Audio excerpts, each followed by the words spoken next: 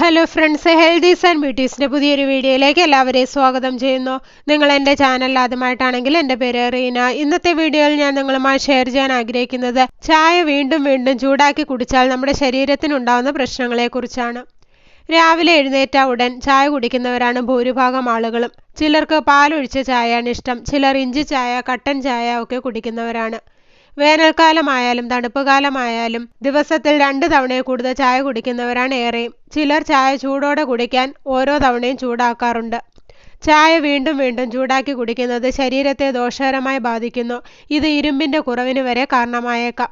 ചായയ്ക്ക് നിറവും സ്വാദും നൽകുന്ന ഒരു സംയുക്തമായ ടാനിനുകൾ തേയിലയിലകളിൽ അടങ്ങിയിട്ടുണ്ട്. ചൂടാക്കുമ്പോൾ ടാനിൻസുകളുടെ ഉയർന്ന സാന്ദ്രതയിലേക്ക് നയിക്കുന്നു. മറ്റ് ഭക്ഷണങ്ങളിൽ നിന്നുള്ള പോഷകങ്ങളുടെ ആഗിരണത്തെ ടാനിൻസ് ബാധിക്കുന്നു. ഇരുമ്പിന്റെ ആഗിരണം ഏകദേശം 30 മുതൽ 40% വരെ കുറയ്ക്കുന്നു. ഇത് ഇരുമ്പിന്റെ കുറവിലേക്ക് നയിക്കുന്നു. ചായ വീണ്ടും വീണ്ടും ചൂടാക്കി കുടിക്കുന്നത് അസിഡിറ്റിയും വയറുമായി ബന്ധപ്പെട്ട മറ്റ് പ്രശ്നങ്ങൾക്കും കാരണമാകുന്നു. തേയിലയിലകൾ അമിതമായി വേവിക്കുമ്പോൾ അസിഡിറ്റി സ്വഭാവമുള്ളതായി മാറും.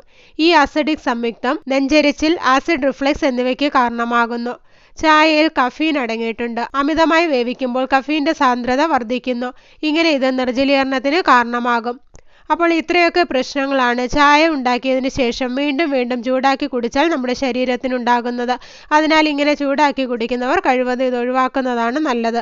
അപ്പോൾ എല്ലാവർക്കും ചായ വീണ്ടും വീണ്ടും ചൂടാക്കി കുടിച്ചാൽ ശരീരത്തിലുണ്ടാകുന്ന പ്രശ്നങ്ങളെക്കുറിച്ച് മനസ്സിലായെന്ന് കരുതുന്നു. അപ്പോൾ ഇന്നത്തെ വീഡിയോ ഇവിടെ നിർത്തുകയാണ്.